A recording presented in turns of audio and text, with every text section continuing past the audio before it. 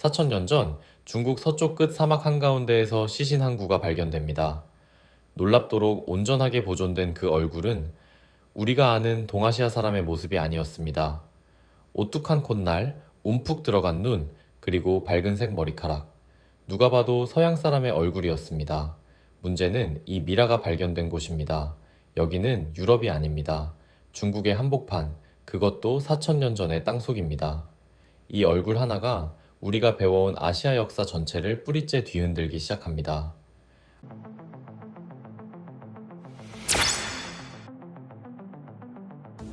안녕하세요. 오늘 우리가 파헤칠 이야기는 이른바 탈인 분집이라 서양에서는 화이트가이 미라라고 불리는 존재들입니다. 이들은 단순히 오래된 시신이 아닙니다.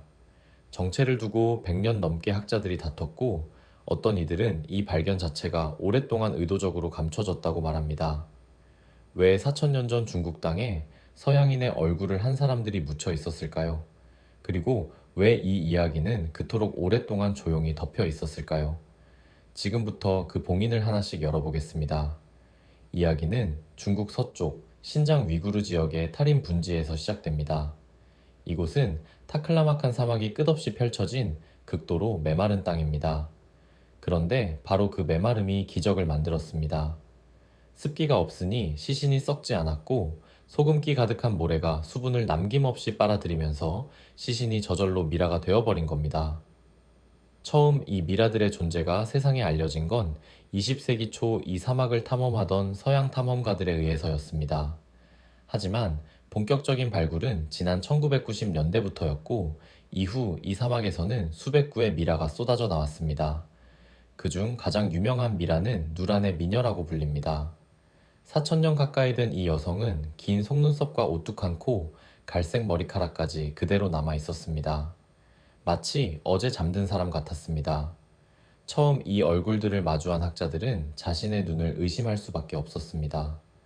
분명 중국 땅속에서 나온 시신인데 어느 모로보나 지금의 유럽 어느 마을에 있어도 전혀 어색하지 않을 얼굴이었기 때문입니다.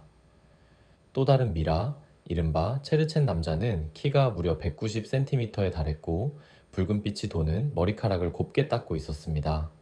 하지만 정말로 소름이 돋는 건 그들의 옷이었습니다.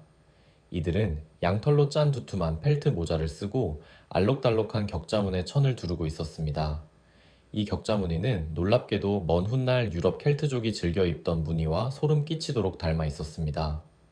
게다가 이 지역에서는 훗날 토아레오라는 유럽 언어와 뿌리가 이어진 신비로운 언어의 흔적까지 발견됩니다. 얼굴도, 옷도, 언어의 자취까지 모든 정황은 한 방향을 가리키는 듯 보였습니다. 이들은 서쪽에서 건너온 이방인, 즉 유럽 계통의 이주민이라는 겁니다. 바로 여기서 문제가 걷잡을 수 없이 커집니다. 만약 이들이 정말 서쪽에서 온 사람들이라면 4천년 전에 이미 유럽과 아시아를 잇는 거대한 인류의 이동이 있었다는 뜻이 됩니다.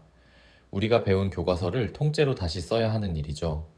게다가 이 땅은 오늘날 정치적으로 대단히 민감한 지역입니다. 이 땅의 가장 오래된 주인이 누구인가? 그 질문 자체가 폭탄이 될 수 있는 곳입니다. 실제로 일부 미라는 오랫동안 외부 공개가 제한되기도 했습니다. 그래서 어떤 이들은 이렇게 속삭였습니다. 이 미라들의 진짜 정체는 누군가에게 대단히 불편한 진실이라고 말입니다. 그렇다면 진실은 과연 무엇일까요? 이 오랜 미스터리를 풀 열쇠는 뼈나 옷이 아니라 유전자에 숨어 있었습니다. 2021년 국제연구진이 마침내 이 미라들의 유전자를 완전히 해독합니다. 탈인 분지, 미라 13구, 그리고 인근 지역 5구의 유전 정보를 정밀하게 분석한 겁니다. 그런데 결과는 모두의 예상을 완전히 뒤집어 버렸습니다. 이들은 서쪽에서 온 이주민이 아니었습니다. 유럽인도 그렇다고 우리가 아는 동아시아인도 아니었습니다. 이들의 정체는 고대 북유라시아인이라 불리는 사라진 사람들이었습니다. 이들은 빙하기 시절 유라시아 대륙에 널리 퍼져 살던 수렵 채집인의 마지막 후예였죠. 지막 빙하기가 끝나면서 대부분 자취를 감춘 사실상 유령이 되어버린 집단이었습니다. 오늘날 이 혈통은 시베리아 원주민과 아메리카 원주민에게서 겨우 흔적으로만 남아있을 뿐입니다. 그렇다면 이들은 왜 서양인의 얼굴을 하고 있었을까요? 흥미롭게도 이 고대 북유라시아인들은 밝은 피부와 금빛 머리카락 같은 이른바 서양적인 외모의 유전적 뿌리를 지닌 아주 오래된 집단이었습니다. 다시 말해, 이들은 서양인을 닮은 것이 아니라 훗날 유럽인들이 이들의 아득한 사촌뻘 되는 존재였던 셈입니다. 순서가 우리가 생각했던 것과 정반대였던 겁니다. 그런데 정말 놀라운 건 지금부터입니다. 이 미라들은 사방이 온갖 문명의 교차로였는데도 주변의 그 어떤 집단과도 피를 단 한 방울도 섞지 않았습니다.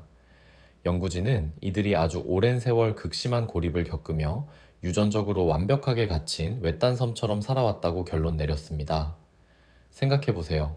낙타 상인들이 오가고 온갖 언어가 뒤섞이던 그 분비는 사막 한복판에서 이들만은 수천 년 동안 자기들끼리만 혼인하며 혈통을 지켰다는 뜻입니다. 대체 무엇이 이들을 그토록 철저하게 안으로 걸어 잠그게 만들었는지는 아직도 완전히 풀리지 않은 수수께끼로 남아 있습니다. 하지만 문화는 정반대였습니다. 이들은 밀과 기장을 기르고 소와 양을 치고 심지어 치즈까지 만들어 먹었습니다. 피는 섞지 않았지만 앞선 문물은 활발하게 받아들인 겁니다.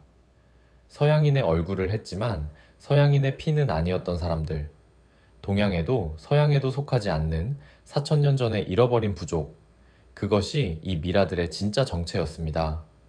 결국 은폐의 실체는 거창한 음모가 아니라 어쩌면 인간이 만든 낡은 틀 안에 있었는지도 모릅니다. 우리는 오랫동안 서양 아니면 동양 둘 중 하나여야 한다고 굳게 믿어왔습니다. 하지만 탈인 분지의 사람들은 그 어느 쪽에도 속하지 않은 완전히 독자적인 존재였습니다. 이 미라들은 오늘날의 국경도 인종이라는 구분도 없던 시절 그저 이 척박한 땅에 뿌리 내리고 살아간 한 무리의 사람들이었을 뿐입니다. 우리는 그들에게 서양인이니 동양인이니 하는 이름표를 붙이려 애썼지만 정작 그들 자신은 그런 구분을 알지도 못했을 겁니다. 사막이 4천년 동안 조용히 지켜온 이 얼굴들은 지금 이 순간에도 우리에게 묻고 있습니다. 우리가 안다고 믿었던 역사는 과연 진짜 전부였을까요? 오늘 이야기가 흥미로우셨다면 구독과 좋아요 부탁드립니다. 다음 미스터리에서 다시 만나요.